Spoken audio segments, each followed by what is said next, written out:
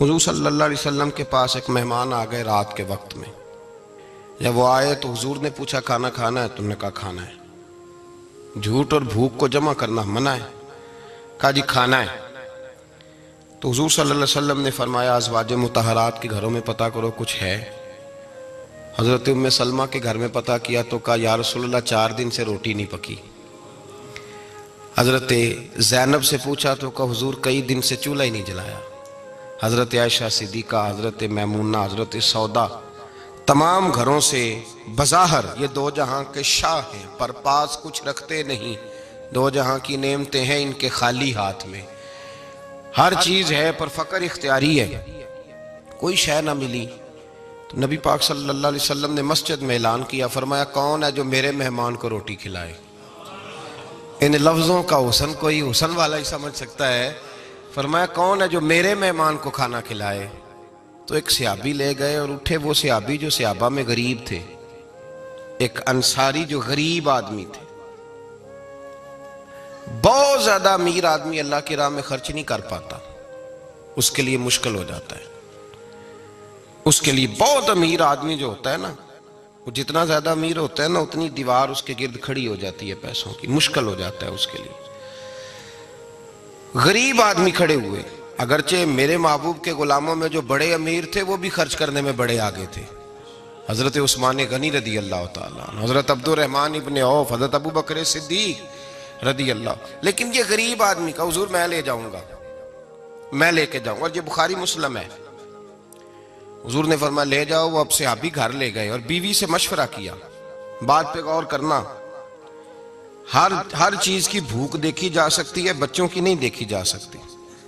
وہ انصاری حضور کے مہمان کو گھر لے گئے، جا کے بیوی سے مشورہ کیا. کہا بھلی مانس گھر میں کچھ ہے؟ تو اس نے کہا تھوڑا سا بچوں کے لیے کھانا رکھا ہے. بچوں کے لیے. بچے تو بزدل کر دیتے ہیں، بچے تو آدمی کو بزدل کر دیتے ہیں، بچے تو مار دیتے ہیں، کلیجہ پھٹ جاتا ہے بچہ بھوکا ہو تو، نیند نہیں آتی.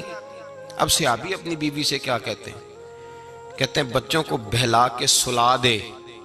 اور رسول اللہ کے لیے نہیں، رسول اللہ کے مہمان کے لیے. بھئی نبی پاک کے لیے نہیں، حضور کے تجھ سے در در سے سگ اور سگ سے ہے مجھ کو نسبت. میری گردن میں بھی ہے دور کا پٹکا تیرا، تجھ سے در در سے سگ سگ سے ہے مجھ کو نسبت. لمبی بات ہے.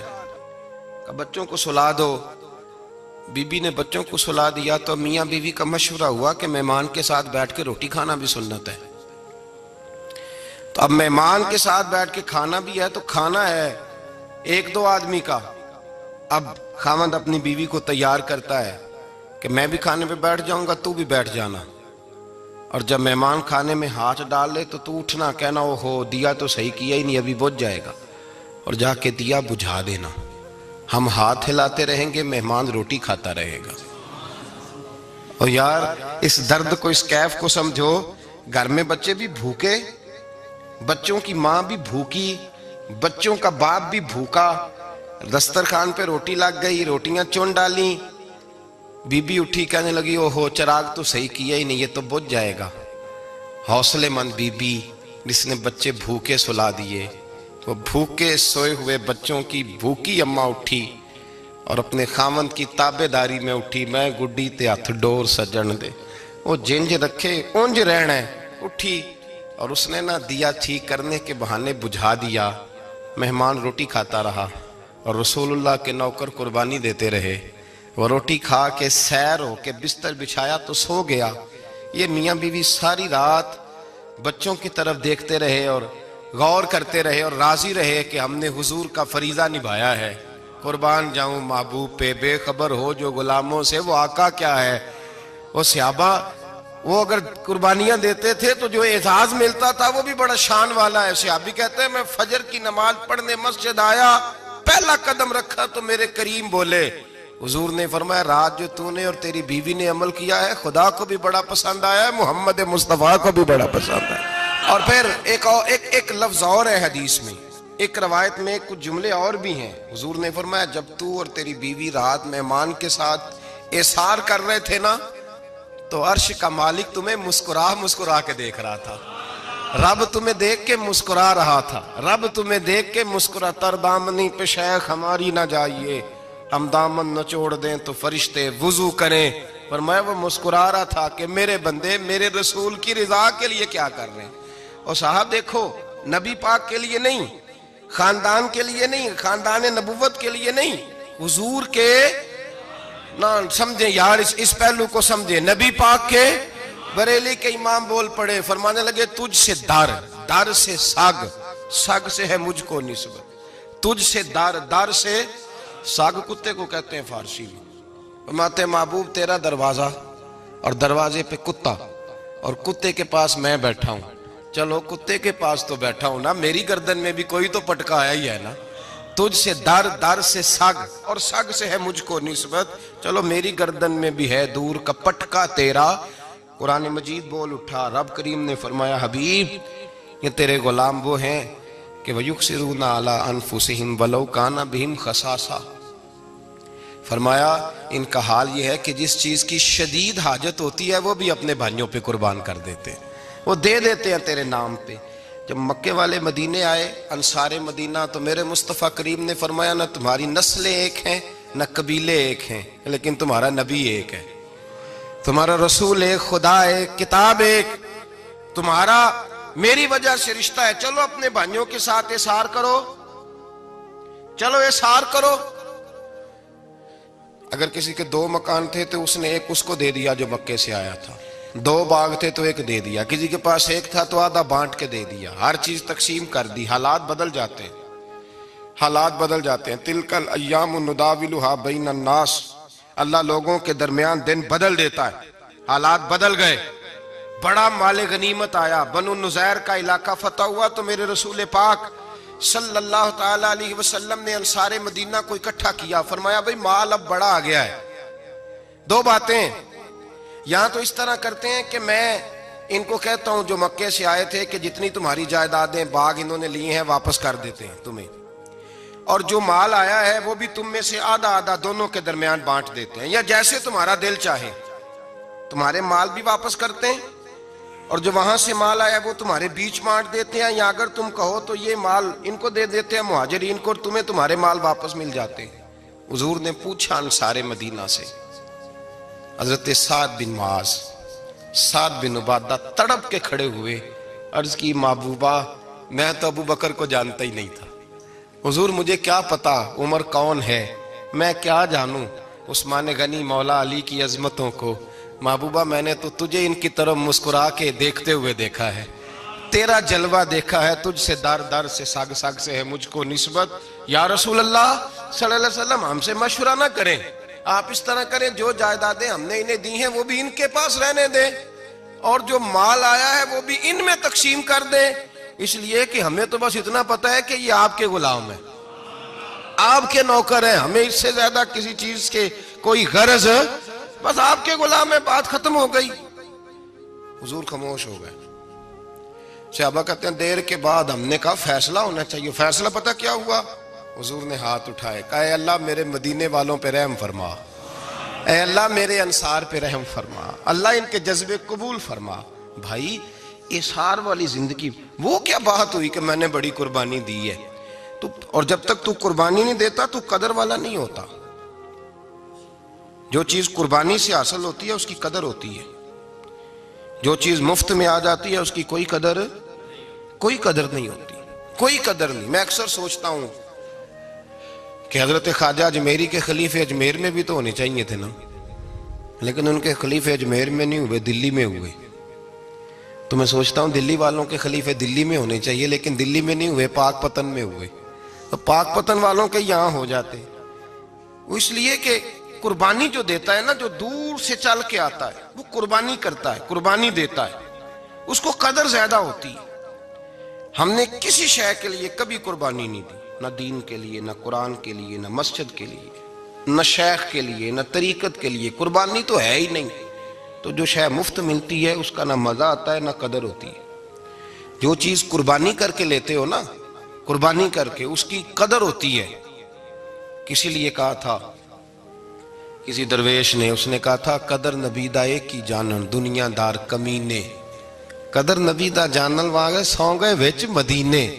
ان سے پوچھو نا، ان سے پوچھو ان حضرات کو کتنی قدر تھی. قربانی اپنی زندگی میں دینا سیکھیں. ایک ہوتی ہے بندے کی ذاتی خواہش، اس کو کچلنا بڑا مشکل ہوتا ہے. قربانی بڑی ضروری چیز کا نام ہے، اور جو قربانی دینا سیکھ جاتا ہے وہ بچ جاتا ہے. کتیا 6 بچے جنم دیتی ہے لیکن قربانی نہیں نہ دیتی بچوں کی، تو ریوڑ نہیں بنتے، اجڑ نہیں بنتے. بکری 2 بچے پیدا کرتی ہے اور سال کے بعد ہزاروں بچوں، لاکھوں بچوں کی قربانی دیتی ہے، پر پھر بھی جدھر جاؤ بکرے ہی بکرے نظر آتے ہیں. جو قربانی دینا سیکھ جاتا ہے نا، یزید نے کوئی قربانی نہیں دی، اس لیے کوئی شخص بھی کھڑا ہو کے نہیں کہتا، حالانکہ 14-15 بیٹے تھے یزید کے، کوئی بھی کھڑا ہو کے نہیں کہتا میں اس کی نسل میں سے ہوں. امام حسین نے ساری قربانی دے دی. ایک زین العابدین بچے تھے، پوری دنیا میں اللہ نے سید عطا فرمائے ہوئے ہیں. جو قربانی دینا سیکھ جاتا ہے وہ بچ جاتا ہے. ہم نا قربانی کیا، ہمارے پاس تو اضافی شے ہے وہی دینے کو تیار نہیں. جب آپ تیار ہی نہیں تو سودا ہی نہیں کر، آپ نکلے ہی نہیں میدان میں، تو حاصل کیسے ہوگا؟ حصول تو تب ہوگا نا جب آپ کوئی انویسٹمنٹ کریں گے. تو آپ انویسٹ ہی نہیں کر رہے تو بھائی آپ نے پودا ہی نہیں لگایا تو پھل کیسے ملے؟ قربانی نہیں دی تو وہ درجہ کیسے ملے؟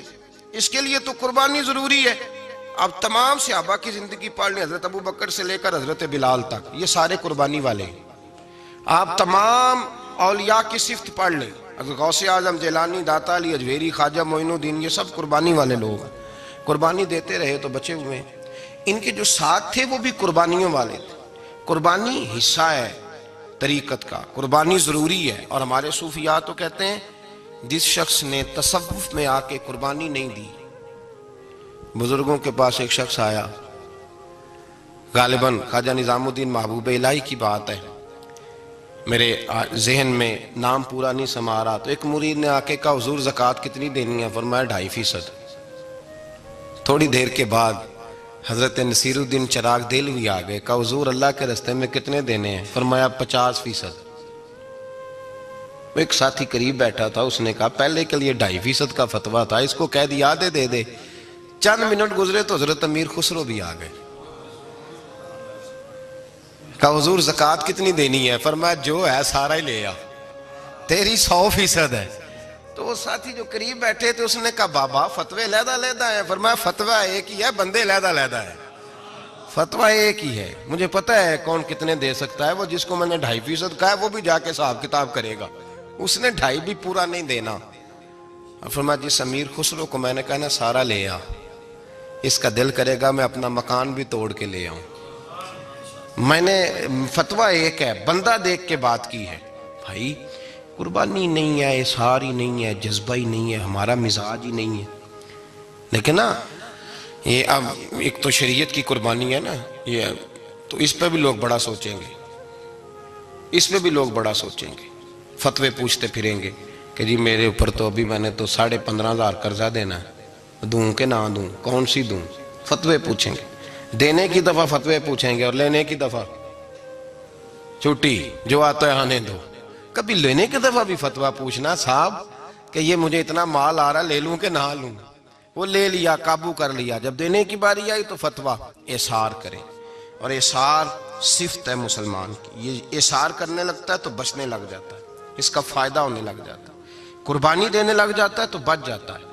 کسی نے کہا تھا سن اے مسلمان، یہ نقطہ فیض قرآنی میں ہے، عظمت و اسلام اور مسلم صرف قربانی میں ہے. اگر تو جینا چاہتا ہے تو قربان ہو، اپنے مزاج میں قربانی. اور ایک عیسائی اسکالر تھا امریکہ کا، صرف ایک حدیث پڑھ کے مسلمان ہو گیا، کلمہ ہی پڑھ گیا. حدیث کیا ہے؟ جنگ یرموک ہے. تو 7 صحابہ زخمی ہیں، چور چور زخموں سے لیٹے ہوئے، گرمی بڑی شدید ہے. العطش العطش، پیاس پیاس پیاس پکارے ایک صحابی. ایک آدمی دوڑا دوڑا آیا، پانی کا برتن ہاتھ میں ہے، اس کے منہ کے قریب پانی کیا تو قریب ایک اور زخمی نے کہا میں بھی پیاسا ہوں. زخموں سے چور چور شخص نے، میدان میں پڑے ہوئے آدمی نے کہا یار پہلے اسے پلا دو، وہ زیادہ پیاسا ہے. وہ کہتا ہے میں جب اس کے پاس گیا، اس کو پانی دینے لگا تو ایک آدمی قریب سے اور بولا یار میرے تو زبان پہ زخم ہے، دوڑ کے آؤ، بڑی پیاس ہے۔ کہتا میں نے پانی کا کٹورا اس کے قریب جو کیا تو چوتھا بول پڑا۔ میں اس نے کہا ادھر لے جاؤ یار، میرا گزارا ہو جائے گا، کام چل جائے گا۔ وہ کہتا پانچواں بول پڑا تو چوتھے نے انکار کر دیا، میں نہیں پیوں گا، پہلے اس کے پاس لے جاؤ۔ کہتا حد ہو گئی۔ ساتویں تک میں آیا، اور جب میں ساتویں تک آیا تو پہلے نے پھر چیخ ماری۔ تو فرماتے ہیں وہ ساتواں کہنے لگا نہیں ادھر لے جا یار، اس کو پیاس زیادہ لگی ہوئی ہے۔ کہتے ہیں جب میں اس تک گیا تو وہ جام شہادت نوش کر چکا تھا۔ پلٹ کے دوسرے کے پاس آیا تو وہ بھی فوت ہو گیا۔ تیسرے کے پاس آیا تو وہ بھی رب کریم کی بارگاہ ناز میں حاضر ہو گیا۔ ساتوں شہید ہو گئے۔ تو پانی کا کٹورا میرے ہاتھ میں رہا، میں کبھی آسمان دیکھتا، کبھی زمین دیکھتا، کبھی پانی دیکھتا، کبھی میں ان 7 شہیدوں کے چہرے دیکھتا۔ پھر دل میں خیال آیا یہ تو گردنیں کاٹنے والے تھے، یہ تو ایک دوسرے کو قتل کرنے والے تھے، یہ تو خون پینے والے تھے۔ آج یہ سارے اس لیے کر رہے ہیں کہ سارے محمد عربی کے غلام بن گئے، رسول اللہ صلی اللہ علیہ وسلم کے نوکر بن گئے۔ وہ کہتا میں نے حدیث پڑھی تو میں مسلمان ہو گیا۔ میں نے کہا یہ جذبے دنیا دار بندہ پیدا نہیں کر سکتا، یہ جس نے جذبہ پیدا کیا ہے وہ اللہ کا سچا رسول ہے۔ میرے بھائی اظہار کا مزاج پیدا کریں۔ قربانی تو نہیں رہی معاشرے میں، اظہار ہی تو نہیں ہے۔ ہم روایتیں پڑھتے ہیں، سنتے ہیں، لیکن آپ یقین کریں پنکھے کے نیچے مسجد میں ایک دوسرے کو جگہ دینے کو تیار نہیں۔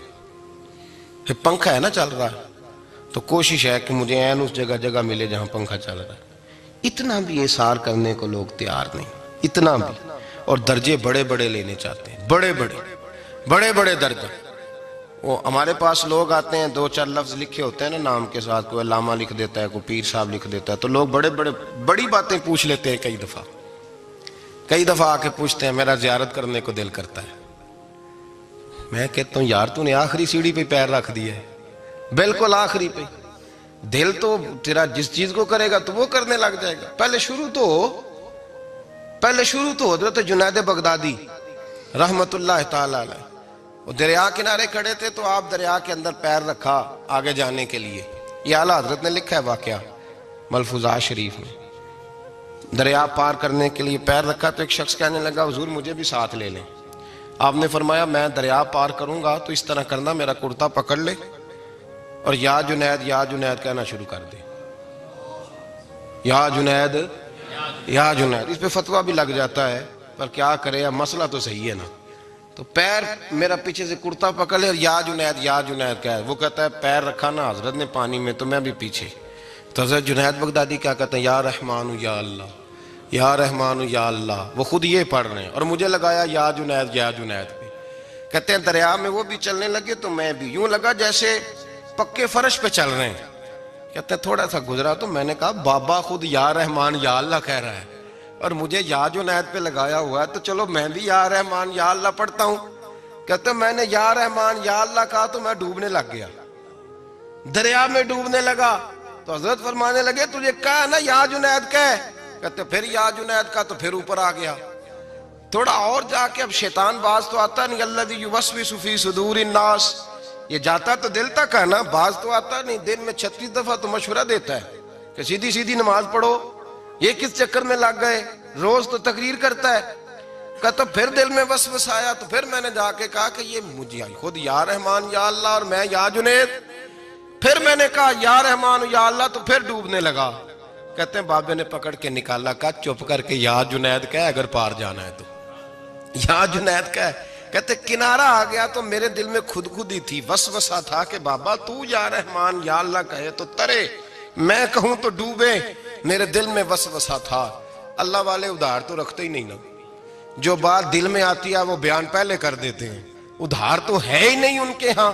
وہ تو کہتے ہیں تجھے بولنے کی گنجائش ہی نہیں دیں گے، تیرے سوال دل میں ہوگا جواب ہماری زبان پہ ہوگا، یہ تو چکر ہی نہیں نا، بالکل کوئی کھاتا ہی نہیں۔ رب کریم کا بندہ تو بات ہی وہ کرتا ہے جو کو دل میں لے کے آتا ہے۔ فرماتے ہیں جیسے ہی میرے دل میں یہ وسوسہ تھا، حضرت جنید بغدادی رحمت اللہ تعالی علیہ باہر نکل گئے تو پلٹ کے میری طرف دیکھا اور مسکرا کے فرمانے لگے بیٹا جنید تک تو پہنچ لے، اللہ تو ابھی بڑی دور ہے، ابھی جنید تک تو پہنچ جا، ابھی تو جنید تک نہیں پہنچا، ابھی تو میرے تک تو پہنچ جا، اللہ تو ابھی بڑی دور ہے، تو ڈائریکٹ ہی وہاں تک جانے لگا ہے۔ شروع تو ہو ابھی، تو یہاں لوگ سیدھا ہی آ کے کہتے ہیں زیارت کرنی ہے۔ مجھے ایک صاحب کہنے لگے جی میں نے ایک پیر صاحب کے بارے میں سنا ہے ان کی بیعت ہوتے ہی بندے کو نبی پاک کا دیدار ہو جاتا ہے۔ میں نے کہا ٹھہر جا ذرا، اس کو بھی کہہ بریک پہ پیر رکھے، بیعت کرتے ہی دیدار ہو جاتا ہے؟ یہ کوئی لوٹ سیل ہے؟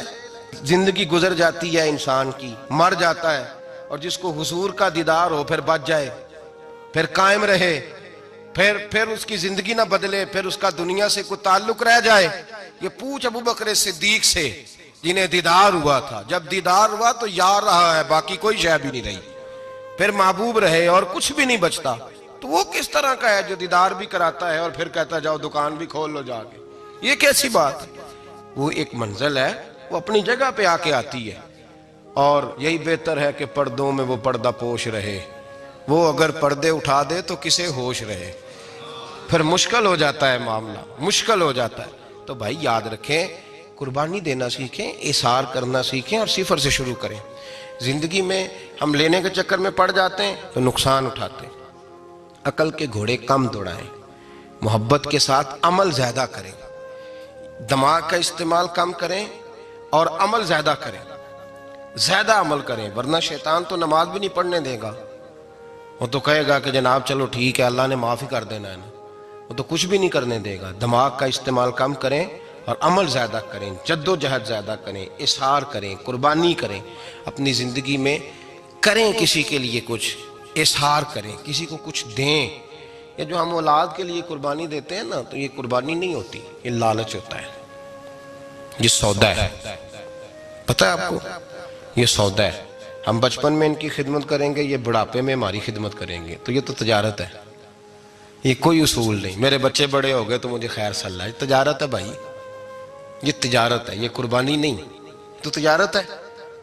یہ آپ جو کر رہے ہیں یہ تو کمیٹی ڈال رہے ہیں آپ، اور چونکہ نیت یہ ہوتی ہے خدمت کی، تو پھر نصیب والوں کو خدمت ملتی ہے، قسمت والوں کو ملتی ہے۔ ورنہ بچے کہتے ہیں ابا جی ٹھیک ہے آپ نے ہماری خدمت کی تو سارے کرتے ہیں، آپ نے کوئی نوکی تھوڑی کی ہے، چھٹی آپ وہاں بیٹھیں، چائے ملے گی وقت پہ پہنچے گی، لیکن آپ مداخلت نہ کریں کسی چیز کے اندر، تجارت نہ کریں، اظہار کریں، قربانی کریں۔ ہمارے صوفیاء یہ کہتے ہیں اولاد سے بھی توقع نہ کرو خدمت کی، نہ توقع کرو، بس یہ کہو کہ میرا رب مجھے بڑھاپے۔ دیکھیں نا نبی پاک صلی اللہ علیہ وسلم نے دعا مانگی، اے اللہ ارذل العمر ہونے سے بچا، عمر کے اس حصے سے بچا جس میں دوسروں پر انسان بوجھ بن جاتا ہے، دعا مانگ۔ تو یہ لالچ بھی نہ کبھی زندگی میں رکھیں کہ میری فلاں آدمی خدمت کرے گا، یہ لالچ بھی برا ہے، اس پر بھی توجہ نہ کریں۔ اپنی دنیا آپ پیدا کر اگر زندوں میں ہے، سر آدم ہے، ضمیر کن فکاں ہے زندگی، یاد رکھیں۔ ہوش آنے سے لے کر اپنا یہ ذہن بنا لیں کہ میں آج سے اپنے آپ کو خود چلاؤں گا، میں سایہ دوں گا، بھکاری مان کے کبھی کسی سے سہارا مانگوں گا نہیں، سہارا دیں، کسی کے لیے قربانی دیں، اظہار کریں، جد و جہد کریں۔ جو چیز آپ کے بس میں ہے وہ تو ہے، جو بس میں نہیں اس میں بھی کوشش کرنے کی آپ کوشش کریں، تگ و دو کریں۔ قربانی سے انسان سنور جاتا ہے، بن جاتا ہے۔ اللہ تبارک و تعالی ہمیں سنورنے اور بن جانے کی توفیق عطا فرمائے۔